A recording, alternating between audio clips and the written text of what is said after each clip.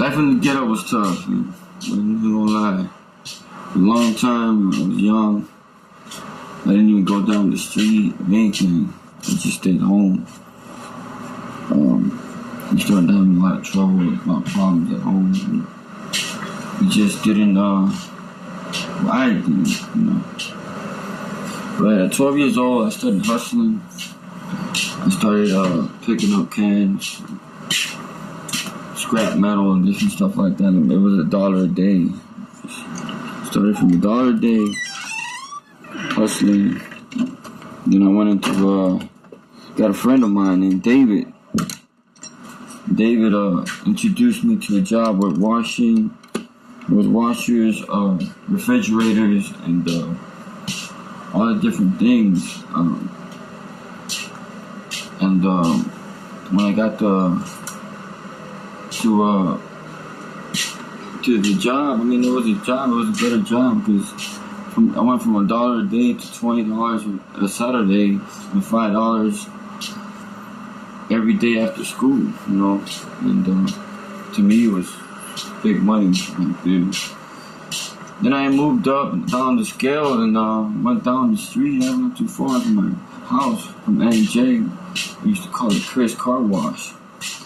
I was right there with Chris, and he had his son there.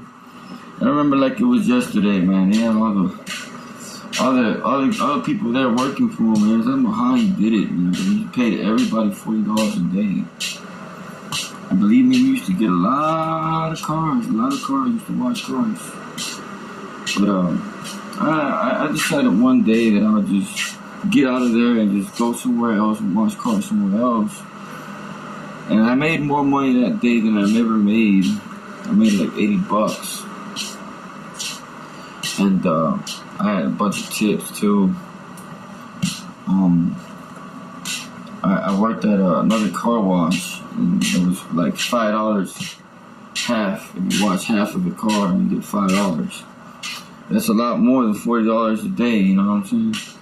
The more you wash, the more you get, you know. So I started washing cars there for a minute. Let me go back. When I went to Chris, I'm 12 years old.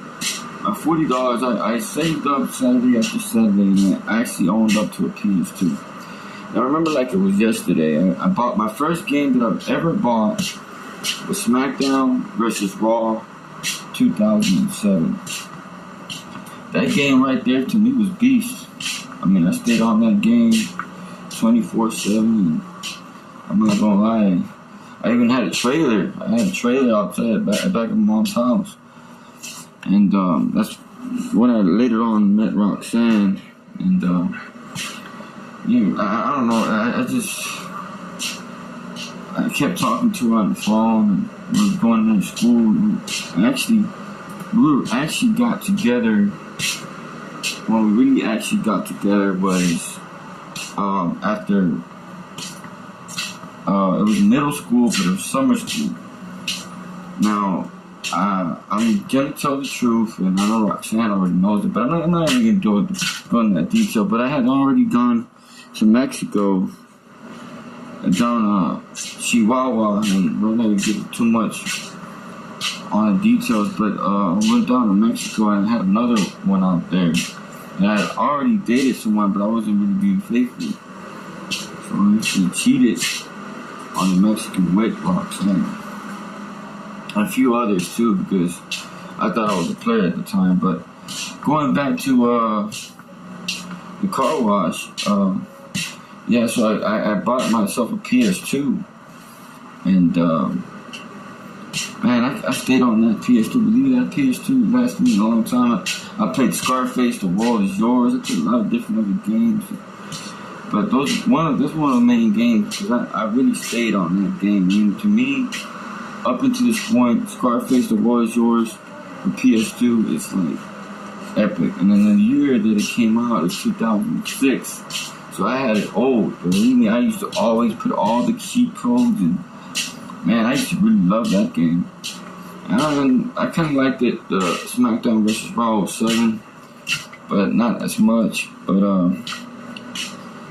anyway, I'm a 90s, and my first system that I've ever played was 64, and I think the game that I stayed on with was some kind of wrestling game with a Rock, and they had Shawn Michaels and other wrestlers, like the Undertaker, Kane, and one of the best games that I think that's on 64. I really never really got a chance to play it, but I know it's a real good game. It's called No Mercy, and that game was pretty great.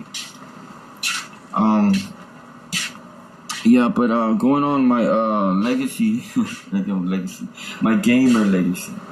Later on I want to play on some Nintendo Cube. Yeah, that's a second system that I think that I played in, thanks to a friend of mine named David in Baldomero. I hope y'all don't get mad for me putting you on the spot. But they had real games. I really didn't play too much of it. We always stayed on a racing game, and it was a Smash kind of Brothers racing game, and it was pretty dope. I mean, I really liked it. And anyway, and my system that one of the systems that I stayed on was PS3. And believe it or not, I was in my 20s. And I was playing Modern Warfare day in, day out. Modern Warfare 3.